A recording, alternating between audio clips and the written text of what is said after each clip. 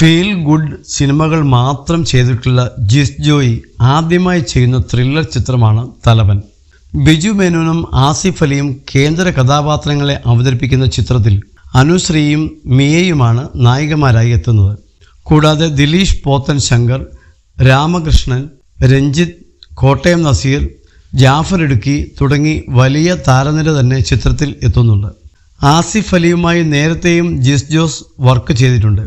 നേരത്തെ ചെയ്ത bicycle thieves, Sunday holiday, Vijay സൂപ്പറും പൗർണമിയും, ഇന്നലെ വരെ, മോഹൻകുമാർ, ഫാൻസ് തുടങ്ങിയ ചിത്രങ്ങളിലെല്ലാം ആസിഫ് അലി അഭിനയിച്ചിട്ടുണ്ട്.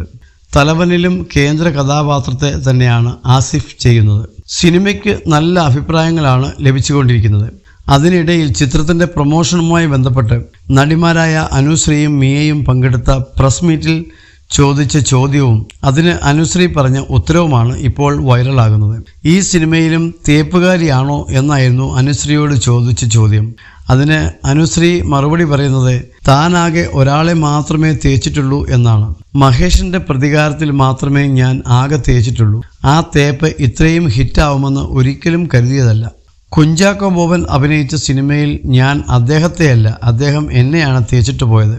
നീ അച്ഛൻ്റെ കൂടെ നിൽക്കണം എന്ന് എന്നോട് ഇങ്ങോട്ട് പറഞ്ഞിട്ടുള്ളത് എന്നാണ് അനുശ്രീ പറയുന്നത്. ഈ സമയം അപ്പോൾ പ്രതി പൂവൻകോഴി എന്ന ചിത്രത്തിലോ എന്ന് ചോദിക്കുന്നുണ്ട്. മിയ ആ സിനിമയിലും ഒരുപാട് പേരെ പ്രണയിക്കുന്ന, അവസാനം എല്ലാവരെയും കള്ളം പറഞ്ഞ് ജീവിതത്തിൽ നിന്ന് ഒഴിവാക്കുന്ന കഥാപാത്രമായിരുന്നു. ഈ കഥാപാത്രത്തെക്കുറിച്ചാണ് മിയ ചോദിച്ചത്. ഇത് കേട്ടതോടെ അനുശ്രീ എന്നാൽ ശരിയാ, ഞാൻ 2 സിനിമകളിലേ തേച്ചിട്ടുള്ളൂ എന്ന് വീണ്ടും പറയുന്നുണ്ട്. ശരിയാണ്, അങ്ങനെയാണെങ്കിൽ 2 തേപ്പേ ഉള്ളൂ. മറ്റേത് ചാക്കോച്ചനാണ് തേച്ചത്.